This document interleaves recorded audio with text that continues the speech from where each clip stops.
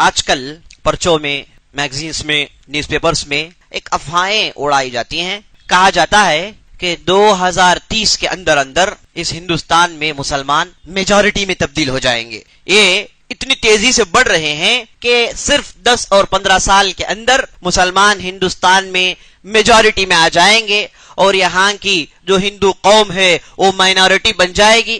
اگر مسلمان میجورٹی ہو جائے تو وہ ان ہندوؤں کو قتل کر دیں گے، انہیں نیست و نابود کر دیں گے.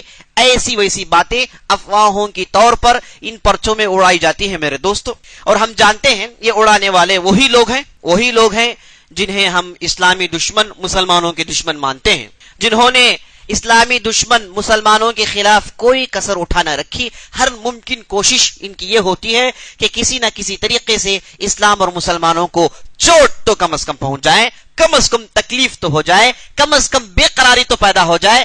ادنا سی بے قراری دینے میں انہیں خوشی ہوتی ہے میرے دوستو. تو یہ جو افواہیں ہیں، یہ جو اڑائی جاتی ہیں، اور اس کے پیچھے مقصد یہ ہوتا ہے، دو مقاصد ہیں. سب سے پہلا مقصد یہ ہے کہ سمپتھی کریٹ کریں، یہ ہم خیال لوگوں کو جوڑے اور ان کے ذہن میں یہ ڈراؤنا تصور اور یہ خیال ڈال دیں کہ ایک دن مسلمان میجورٹی میں آ جائیں گے. اگرچہ کہ حساب کتاب دیکھا جائے، سروے دیکھا جائے، ایسا ہونا تقریباً ممکن نہیں، کم از کم 2030 میں تو نہیں. لیکن یہ ڈال کے یہ چاہتے ہیں کہ ہندوؤں کے درمیان سمپتھی کریٹ کریں اور مسلمانوں سے ڈرائیں، مسلمانوں کی عداوت اور آگے بڑھائیں، مسلمانوں کے تعلق سے نفرت عام کریں. دوسرا مقصد ہو سکتا ہے کہ ان کا سروے صحیح ہو، چاہے دونوں مقاصد ان کے جیسے بھی ہو. میرے دوستو، یہ بات اچھی طریقے سے یاد رکھ لینی چاہیے. اسلام نسل بڑھانے پر ابھارتا ہے، زیادہ بچوں پر ابھارتا ہے. اسلام کی تعلیمات آپ کو یہ نہیں کہتی کہ آپ بچے کم جنیں، ایک پر اکتفا کر لیں، V2/1. یہ اعلان اسلام نہیں کرتا میرے دوستو. اسلام بلکہ اس کے خلاف ہے. اسلام یہ حکم دیتا ہے کہ آپ زیادہ سے زیادہ نسل آگے بڑھائیں. اور اللہ تعالیٰ نے قرآن میں کئی جگہ احسان یہ کہہ کے جتایا ہے امتوں پر کہ ہم نے تمہیں زیادہ بنایا ہے. بنی اسرائیل کے تعلق سے اللہ تعالیٰ کہتا ہے وَجَعَلْنَاكُمْ أَكْثَرَ نَفِيرًا. اے بنی اسرائیل، کیا تم کو تاریخ نہیں معلوم؟ کیا تم کو نہیں معلوم کہ لوگوں نے کیسے تمہیں پسپا کیا؟ کیا تم کو نہیں معلوم کہ لوگوں نے تمہیں کیسے مارا؟ یاد رکھ لو ہماری نعمت تم پر بہت ساری ہے. ان میں سب سے عظیم نعمت یہ ہے کہ ہم نے تمہارے درمیان زیادہ افراد پیدا کیے، ہم نے تمہیں زیادہ بچے دیے، ہم نے تمہیں کثیر الاولاد اور کثیر العیال بنایا. اور اللہ تعالیٰ جیسے بعض روایتوں کے مطابق آتا ہے ولید بن مغیرہ کے تعلق سے سورہ مدثر میں بعض آیتیں نازل ہوئی، اور اللہ تعالیٰ اس دشمن کو دیکھ کر احسان جتاتے ہوئے کہتا ہے، کیا کہتا ہے؟ ذرنی ومن خلقت وحیدا وجعلت له مالا ممدودا وبنین شہودا. اللہ کہتا ہے کہ ہم نے اسے بہت زیادہ مال دیا اور بہت زیادہ بچے دیے. المال والبنون زینت الحیات الدنیا، ہم سورہ کہف میں پڑھتے ہیں. کثیر الاولاد ہونا، بچوں کا زیادہ ہونا، مال و دولت ہونا، یہ دنیا کی نعمتوں میں سے ہے. بچوں کا زیادہ ہونا یہ بہت بڑی نعمت ہے میرے دوستو، اور اسلام اس پر ابھارتا ہے. اسلام یہ کہتا ہے کہ آپ کے بچے زیادہ ہوں، آپ کثیر الاولاد ہوں. اور یہ آج جس دور میں ہم گزر رہے ہیں، اس میں میرے دوستو یہ اشد ضروری ہو گئی کہ ہم اس تعلق سے سوچیں، ہم اس تعلق سے غور کریں. جب ہم یہ کہتے ہیں تو بعض دانشمند لوگ یہ کہتے ہیں کہ اگر بچے زیادہ جنتے جائیں تو کون پالے گا؟ مولوی صاحب آپ پالیں گے؟ کون خرچ کرے گا ان پر؟ یاد رکھ لیجئے میرے دوستو، اللہ تعالیٰ قرآن میں کہتا ہے نحن نرزقهم وإياكم. اللہ کا قانون یہ ہے کہ ہم انہیں پالتے ہیں اور آپ کو بھی پالتے ہیں. کیا رزق کے کنجیاں آپ کے پاس ہیں؟ آپ کما لیتے ہیں؟ آپ جب دکان کھولتے ہیں معلوم ہے کہ آج 1000 روپے کما لیں گے؟ کتنے کسٹمرز آپ کی دکان میں داخل ہوں گے آپ کو معلوم ہے؟ آپ لوگوں کے درمیان سروے اٹھا کے رکھے ہیں؟ یا پھر آپ کمانے جاتے ہیں تو آپ کو معلوم ہے کہ مہینے کے آخری میں 30,000 روپے آپ کے مل جائیں گے؟ آپ کو یقین ہے کہ آپ کو مل جائیں گے؟ میرے دوستو یہ رزق کے کنجیاں ہیں. مومن اس پہ غور کرے تو پہلے لمحے میں اس کے دل میں ایمان پختہ ہو جاتا ہے کہ یہ رزق کی کنجیاں میرے ہاتھ میں نہیں ہے، میں رزق کھینچ کر نہیں لاتا، یہ اللہ ہے میرے دوستو رزق دیتا ہے. آپ کو معلوم ہے کہ اللہ کے خزانے کتنے بڑے ہیں؟ آپ کو معلوم ہے کہ اللہ کے خزانے اور اللہ کی دولت کی کشادگی کتنی ہے؟ بے تحاشا ہے میرے دوستو، بے تحاشا ہے۔ یہ جو غلط افواہیں اڑائی جاتی ہیں، غلط باتیں کہی جاتی ہیں کہ زیادہ پاپولیشن ہو گیا، زیادہ تعداد میں لوگ بڑے ہو گئے، نہیں نہیں میرے دوستو، یہ غلط فکر ہے، یہ غلط سوچ ہے، اور اس کے خلاف تاریخ ہے، اور اس کے خلاف آج کے اخبار ہیں۔ اٹھا کر دیکھیے، آپ کچھ بھی نہیں، فلائٹ میں اڑ جائیے، اس کے بعد اوپر سے دیکھیے کہ زمین کتنی خالی ہے اور بستیاں کتنی ہیں۔ آپ کی زمینیں یہ چنئی میرے دوستو ایک ڈاٹ کے برابر ہے، بس بقیہ صرف خالی زمینیں ہیں۔ اور یہ جو ساری دنیا ہے، اس میں زمینیں جو انسانوں نے آکوپائڈ کر رکھا ہے، جانتے ہیں کتنے پرسنٹیج ہے؟ یاد رکھ لیجئے 10 سے 15 کے اندر ہے زمین، بقیہ 80 پر 5% زمین خالی ہے۔ میں پانی کی بات نہیں کر رہا ہوں، پانی تو ایک تہائی ہے، سمجھیے۔ جو بھی زمین باقی ہے اس میں انسانوں نے صرف 15% آکوپائی کر رکھا ہے، بلکہ اس سے بھی کم، اور بقیہ حصے خالی ہیں، خالی جنگلات کی شکل میں زرخیز زمین ہے۔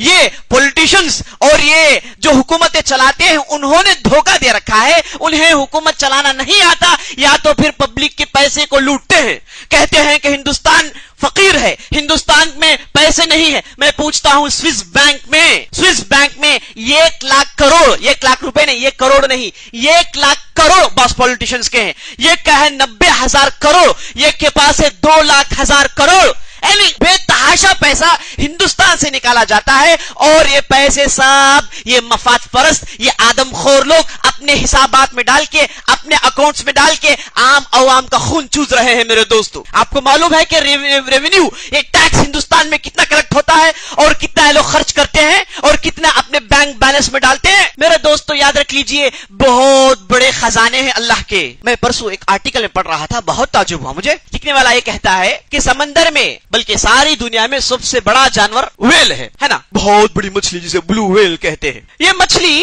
اگرچہ کہ سمندر میں رہتی ہے، لیکن مچھلی کے خاندان سے اس کا کوئی تعلق نہیں، وہ میمل ہے، بچے جنتی ہے، انڈے نہیں دیتی۔ ہر 6 گھنٹے میں اسے پانی کے اوپر آ کے ایک عظیم فوارہ اڑانا ہوتا ہے سانس کے طور پر، تاکہ زندہ رہے۔ اور یہ میرے دوستو مچھلی، یہ اس کا ویٹ جانتے ہیں کتنا ہے؟ یہ 200 ٹن کی ہوتی ہے، 200 ٹن، 1 ٹن 1000 کلو کے برابر، یعنی 200 ٹن کا وزن ہے اس کا۔ اور اس کا جو جیپ ہے، یہ جو جیپ ہے 4 ہاتھیوں کے برابر ہے، اس کا جو دل ہے ایک کار کے سائز کا ہے، اور یہ روزانہ اپنے بچے کو دودھ پلاتی ہے۔ کتنے میرے دوستو؟ 400 لیٹر دودھ پلاتی ہے روزانہ، اور اس کا جب بچہ پیدا ہوتا ہے وہ 15 ہاتھیوں کے سائز کا ہوتا ہے نا۔ منیمم اس کا ویٹ میرے دوستو 30 سے 40 ٹن ہوتا ہے، اور اس کے بعد سمندر میں یہ لاکھوں کی تعداد میں ہے، کتنے؟ لاکھوں کی تعداد میں ہے، اور اسے ڈیلی سروائیو کرنا ہے تو 20 ٹن کھانا ہے۔ جانور زیادہ کھاتے، انسان ایک واحد مخلوق ہے،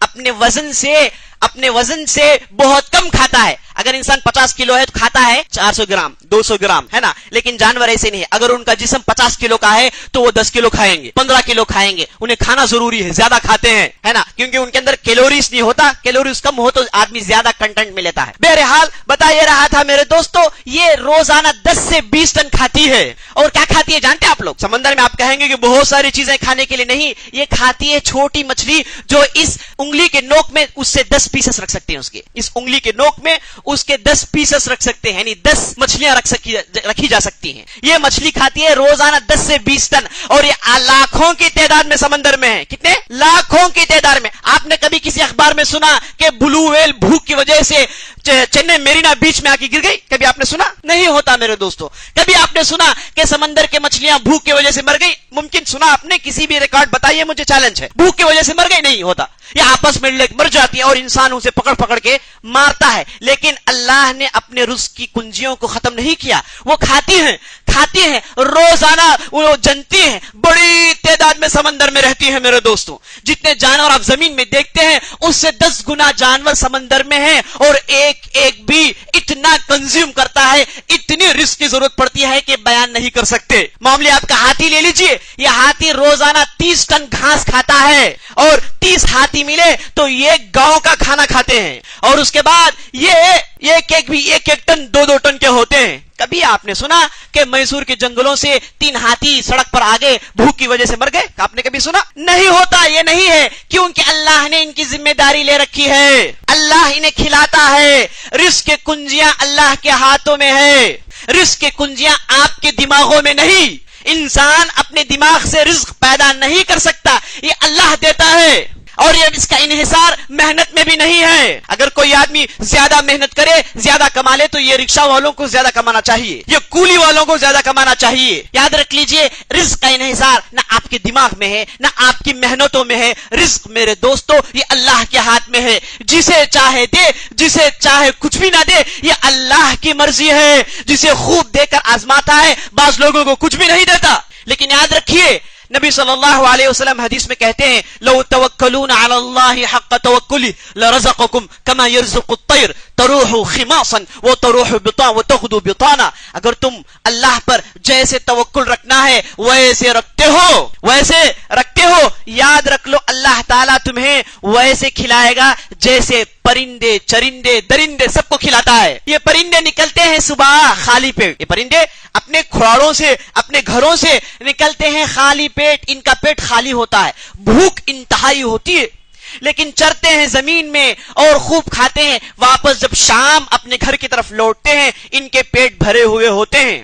آپ مجھے کوئی ایک ایسا جانور بتائیے جو بھوک کی وجہ سے مر گیا, ہوتا نہیں ہے. اللہ نے ان کے رزق کی ذمہ داری لے رکھی ہے. یہ سب کہاں ہے میرے دوستو؟ یہ جو آپ سن رہے ہیں یہ پوری تفصیل یہ دنیا ہے. بس یہ دنیا میرے دوستو سائنٹسٹ کہتے ہیں یہ آسمان میں جو کہکشاں میں مختلف سیارے مختلف پلانٹس میٹیورز ہیٹیورز ہیں اس کے سامنے اس کی حقیقت کچھ بھی نہیں ہے. جیسے آپ کے سمندر میں کنکریاں ہیں اتنے سیارے آسمان میں ہیں اور ہماری زمین وہ کنکریوں میں سے ایک کنکری ہے. یہ سب کا رب اللہ رب العزت ہے, سب کو رزق دیتا ہے, سب کو غذا دیتا ہے. میرے دوستو رزق کی کنجی اللہ کے ہاتھ ہے. یہ افواہیں اڑائی جاتی ہے, یہ کہا جاتا ہے کہ پبلک زیادہ ہو گئی. میں پوچھتا ہوں ساری دنیا میں ایسا ہے؟ یاد رکھ لیجئے جاپان میں اگر کوئی بچہ جن لے تو حکومت اسے ہتھیلی میں رکھ کے ناچتی ہے, کہتی ہے کہ بچے جنو, لیکن وہاں کوئی جنتا نہیں ہے. آپ یورپ میں جائیے, یورپ میں کئی ایسے ممالک ہیں وہاں حکومت اگر کوئی بچہ جن لے تو اسے اتنے سبسڈیز اتنے اس کی مدد کرتی ہے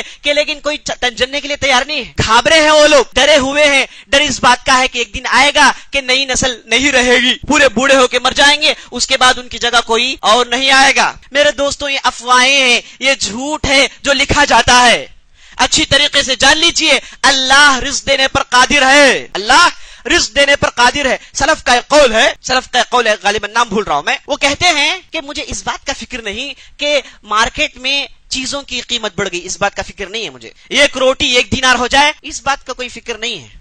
اگرچہ کہ دھان کی ایک کنکری 1 دینار بھی ہو جائے تو مجھے فکر نہیں, کیونکہ مجھے حکم ہوا کہ اللہ کی بات کرے اور رزق دینے کی ذمہ داری اس نے اپنے ہاتھ لے رکھی ہے. مجھے حکم ہوا وما خلقت الجن والانس الا ليعبدون, میں نے انس اور جن کو اس وجہ سے پیدا کیا کہ میری عبادت کریں. اور رزق کے تعلق سے کہتا ہے نحن نرزقهم واياكم, ہم ان کو کھلاتے ہیں اور تم کو بھی کھلاتے ہیں. رزق دینا یہ ہمارے ہاتھ ہے, تمہارے ہاتھ نہیں. اچھی طریقے سے جان لینا چاہیے میرے دوستو یہ رزق کی کنجیاں ہمارے ہاتھ میں نہیں ہے. انسان اسے پیدا نہیں کر سکتا, انسان کے اندر یہ طاقت نہیں ہے. اگر آدمی پڑھ لے تو اچھا کما لے تو میں آپ کو ہر جو آدمی پڑھ کر کماتا ہے اس کے بدلے 10 وہ آدمی جو پڑھ کر گھر میں بیٹھا ہوا دکھا سکتا ہوں. چیلنج ہے. اگر محنت کی وجہ سے رزق ملتا ہے تو میں ایسے لوگوں کی لسٹ کھینچ کر رکھ سکتا ہوں جو میرے آنکھوں کے سامنے ہیں, جو بے تحاشا محنت کرتے ہیں لیکن وہ 1 لقمے 2 لقمے پر ان کی زندگی منحصر ہے. میرے دوستو یہ اچھی طریقے سے جان لینا چاہیے آدمی رزق اللہ کے ہاتھ میں ہے. تو میں بتا یہ رہا تھا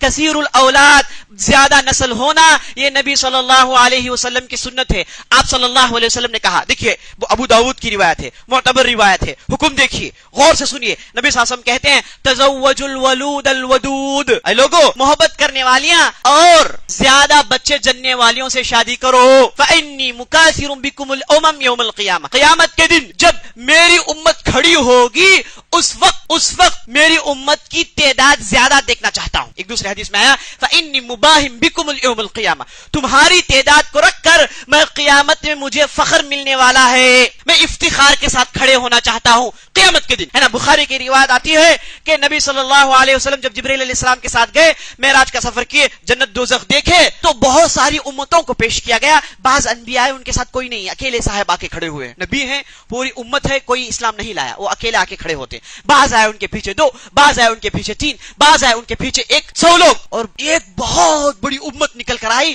نبی صلی اللہ علیہ وسلم نے جبرائیل سے پوچھا یا جبرائیل ما ھذا, اے جبرائیل یہ کیا ہے, یہ کون ہے؟ یہ میری امت ہے؟ تو جبریل نے کہا کہ نہیں نہیں، یہ موسیٰ کی امت ہے۔ جبریل نے کہا کہ موسیٰ علیہ السلام کی امت ہے، اتنی بڑی تعداد، اللہ اکبر۔ اس کے بعد بہت بڑی تعداد جو اس سے 10 گنا زیادہ تھی دکھائی گئی، اور نبی صلی اللہ علیہ وسلم سے کہا گیا کہ یہ تمہاری امت ہے، یہ تمہاری امت ہے جو موسیٰ علیہ السلام کی امت سے بہت بڑی، زیادہ، بہت تعداد میں زیادہ ہوگی۔ اور نبی صلی اللہ علیہ وسلم نے ایک حدیث میں کہا قیامت کی میں جنتیوں کے 120 صف ہوتے ہیں، اس میں 80 صف اس امت کے ہیں۔ 120 صف ہیں جنتیوں کے، جو جنتی صف میں داخل ہوں گے، اس میں 80 صف میرے دوستو اس امت میں سے ہے۔ اور اس سے پہلے جتنے بھی لوگ گئے وہ یہ 40 صفوں کو بانٹ لیں گے۔ اس میں کون ہے؟ نوح ہیں جنہوں نے 1000 سال زندگی گزاری، اس میں شیث ہیں، اس میں بڑے بڑے انبیاء ہیں، یہ سب یہ 40 صفوف کو آپس میں بانٹ لیں گے۔ اور اس امت کے لیے خوبی یہ ہے کہ یہ امت 80 کی تعداد میں صفوں میں داخل ہوگی۔ اور اس امت کی خوبی یہ ہے میرے دوستو،